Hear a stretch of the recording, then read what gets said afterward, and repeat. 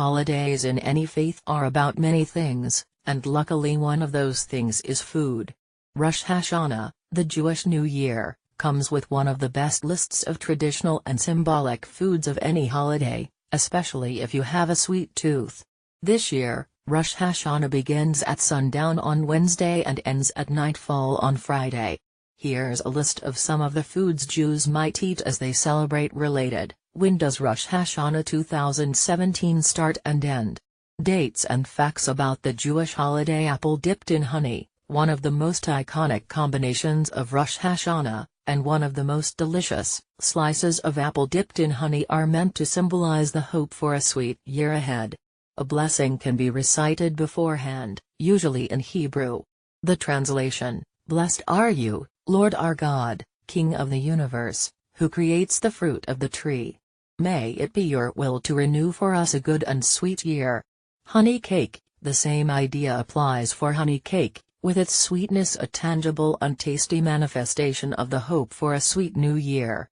Recipes differ, and many families swear by a particular one, but the best honey cakes are moist, get over it, and sweet with a depth and flair contributed by spices such as cloves, cinnamon or allspice, as well as ingredients like coffee, tea, orange juice or alcohol, like rum, rye or whiskey.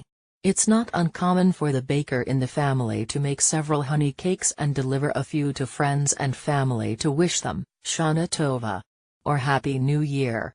A Jewish woman buys honey in Mani Yehuda Market, in central Jerusalem, on September 25, 2003, in preparation for the celebration of the Rosh Hashana, the Jewish New Year, which starts at sundown Wednesday.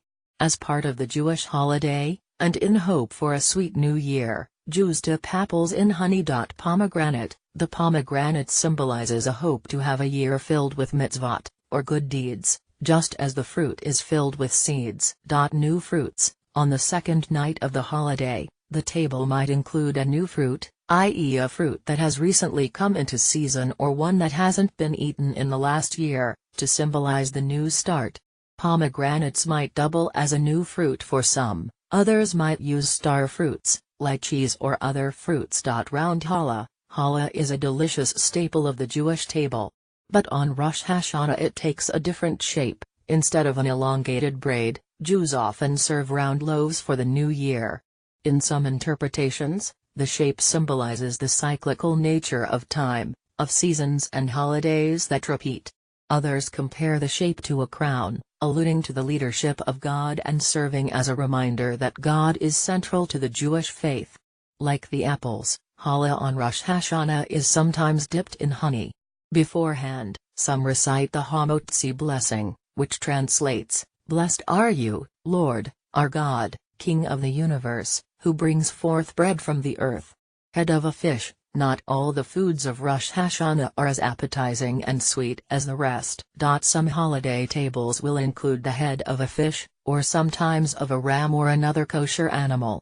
The blessing here translates, May it be your will, Lord our God and the God of our fathers, that we be a head and not a tail. In other words, since Rosh Hashana is the head of the year, the literal head represents the hope to be at the head of the class in the coming year, the desire to be a leader rather than a follower, and the wish for a year of good fortune. The fish head can also symbolize fertility, prosperity and abundance.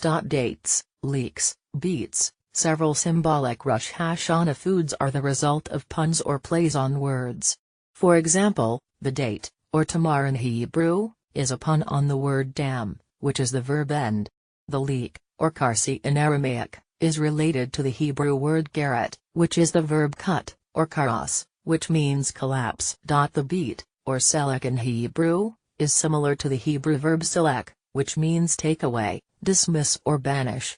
The related blessing translates, May it be your will, Lord our God and the God of our fathers, that there come an end to our enemies, haters and those who wish evil upon us, or that our enemies, haters, and those who wish evil upon us shall be cut down, or that they will be dismissed. Gourd, squash, again with the puns. One word for pumpkin, gourd or squash in Hebrew is gera, which is similar to the words for rip and announce. The related blessing is, "May it be your will, Lord our God and the God of our fathers, that the evil of our verdicts be ripped, and that our merits be announced before you.